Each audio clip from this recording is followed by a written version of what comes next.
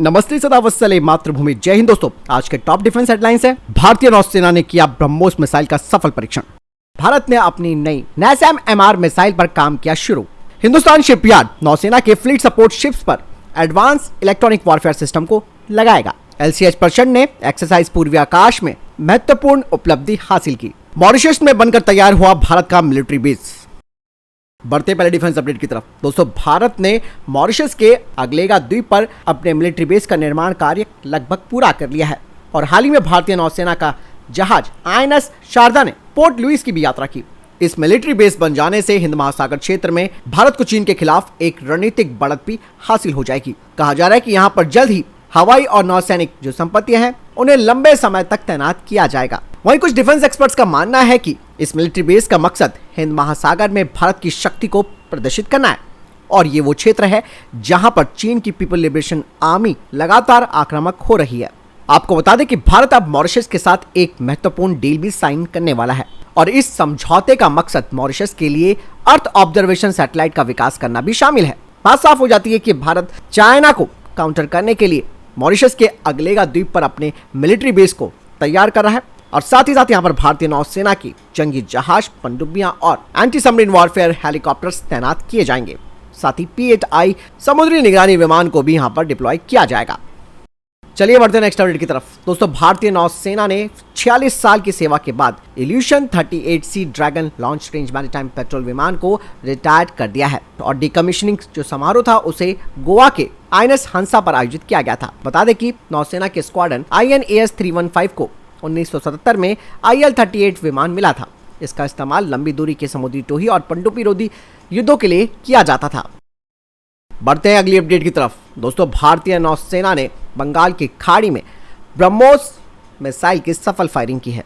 आपको बता दें कि भारतीय नौसेना के कई डिस्ट्रॉयर्स में ये मिसाइल तैनात है, जिसमें कि नीलगिरी, शिवालिक और तलवार क्लास की जो फ्रिगेट्स हैं उन पर ब्रह्मोस मिसाइलें लगी हैं।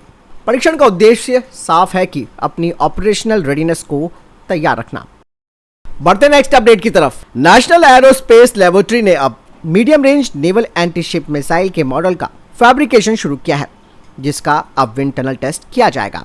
बता दें कि यह हार्पून क्लास की मिसाइल होगी। आपको बता दें कि इस air launch anti ship missile की जो शुरुआती रेंज होगी फाइटर जेट्स और मैरीटाइम पेट्रोल एयरक्राफ्ट के लिए वो 150 किलोमीटर होगी और इसके बाद इसका शिप लॉन्च वेरिएंट भी होगा जो कि सॉलिड फ्यूल रॉकेट बूस्टर के साथ होगा, जिससे कि इसकी रेंज 350 किलोमीटर तक होगी और इसका सबमरीन लॉन्च वेरिएंट भी होगा जिसकी रेंज 250 किलोमीटर होगी। बढ़ते नेक्स्ट अपडेट की तरफ जो कि तेजस मार्क 2 को लेकर आ रही है। कहा जा रहा है कि तेजस मार्क 2 प्रोग्राम अब अपने पिविटल स्टेज में पहुंच चुका है और एरोनॉटिकल डेवलपमेंट एजेंसी इसके कंपोनेंट्स और पार्ट्स के लिए ऑर्डर प्लेस करने वाली है, जिनका इस्तेमाल 4 प्री प्रोडक्शन तेजस मार्क 2 एयरक्राफ्ट में टेस्टिंग के लिए किया जाएगा। दोस्तों, आपको बता दें कि तेजस मार्क 2 प्रोग्राम में वो प्राइवेट सेक्टर की कंपनियां भी जुड़ी हैं जो कि तेजस मार्क 1 एयरक्राफ्ट के लिए फ्यूजलाज का निर्माण कर रही है। इसके अलावा एरोनॉटिकल डेवलपमेंट एजेंसी एक और कॉन्ट्रैक्ट जारी करने वाली है जो कि इस एयरक्राफ्ट के फ्रंट और मिड विंग्स के लिए है। इसके अलावा रेयर फ्यूजलाज कंपोनेंट्स का होगा और बता दें कि कंपोनेंट्स की डिलीवरी अब पाइपलाइन में भी है और करीबन 8 महीने और लग सकते हैं तेजस मार्क 2 को फाइनली रोल आउट करने के लिए। बढ़ते नेक्स्ट अपडेट की तरफ। दोस्तों, हिंदुस्तान शिपयार्ड लिमिटेड अब भारतीय नौसेना के फ्लीट सपोर्ट शिप्स में एडवांस इलेक्ट्रॉनिक वॉरफेयर सिस्टम को लगाएगा। बता दें कि इस उन्नत इलेक्ट्रॉनिक वॉरफेयर सिस्टम का नाम शक्ति है, जिससे कि भारतीय नौसेना की जो फ्लीट सपोर्ट शिप्स हैं उनकी क्षमता और बढ़ जाएगी। ये जो शक्ति इलेक्ट्रॉनिक वॉरफेयर सिस्टम है ये इंटरसेप्शन, डिटेक्शन, क्लासिफिकेशन, आइडेंटिफिकेशन और जैमिंग क्षमताओं के लिए डिजाइन किया गया है। ये आधुनिक रडार प्रणाली को भी जैम कर सकता है। आपको बता दें कि ये जो शक्ति इलेक्ट्रॉनिक वॉरफेयर सिस्टम है वो इलेक्ट्रॉनिक युद्ध क्षमताओं में महत्वपूर्ण भूमिका निभाएगा, जो कि मॉडर्न रडार और एंटी शिप मिसाइलों के खिलाफ एक महत्वपूर्ण परत तैयार करेगा। दोस्तों, 44,000 टन भार के साथ जो फ्लीट सपोर्ट शिप्स है नौसेना की वो बहुत ही महत्वपूर्ण भूमिका निभाती हैं, क्योंकि ये समुद्र में अन्य जहाजों को ईंधन, पानी, गोला बारूद और भंडारण से भरने के लिए जिम्मेदार होती हैं, जिससे कि भारतीय नौसेना के जो बेड़े हैं वो लंबे समय तक ऑपरेशनल रह सकते हैं। आपको बता दें कि वर्तमान में इस स्वदेशी शक्ति इलेक्ट्रॉनिक वॉरफेयर सिस्टम को INS विक्रांत पर एकीकृत किया जा रहा है। बढ़ते नेक्स्ट अपडेट की तरफ।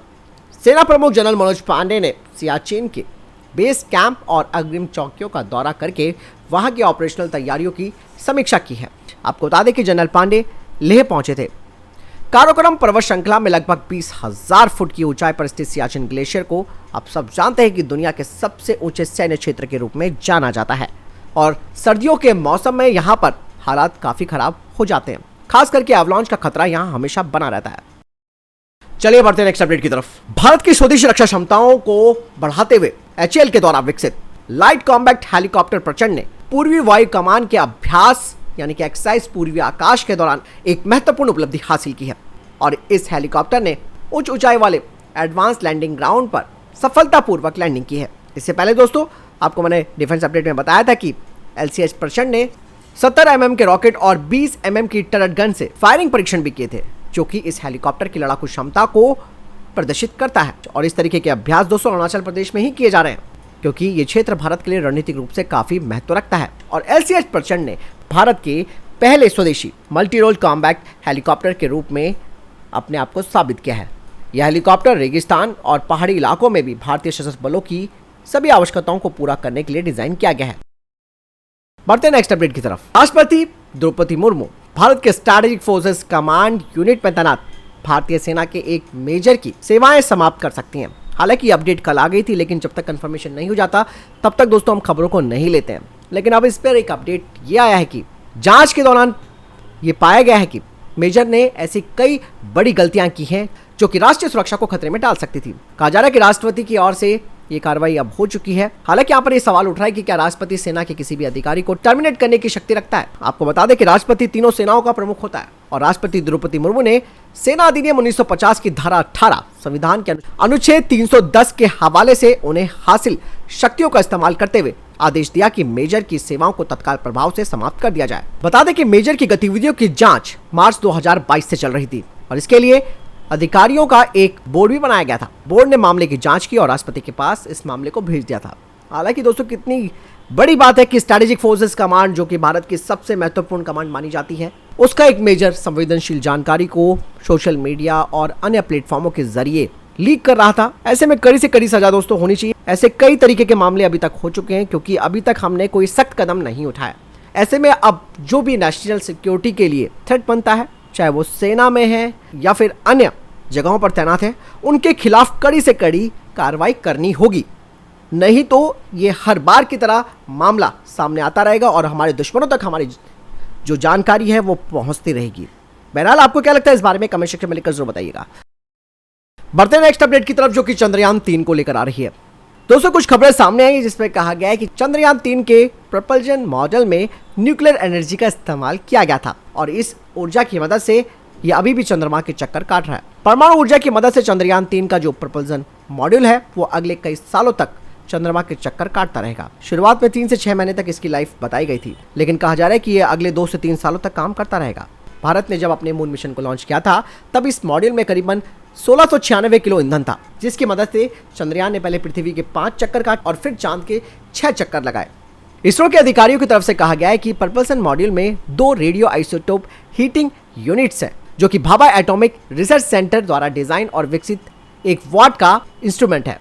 इसका काम अंतरिक्ष यान को उनके सही तापमान पर बनाए रखना है। तो ये थे फिलहाल अभी तक के टॉप डिफेंस और स्पेस अपडेट्स। वीडियो के संबंध में कोई प्रश्न जवाब है, आपका कोई सवाल है, कमेंट सेक्शन में लिखकर जरूर पूछ सकते हैं। मिलता हूं नई वीडियो के साथ। चैनल जरूर सब्सक्राइब कीजिएगा। जय हिंद, वंदे मातरम।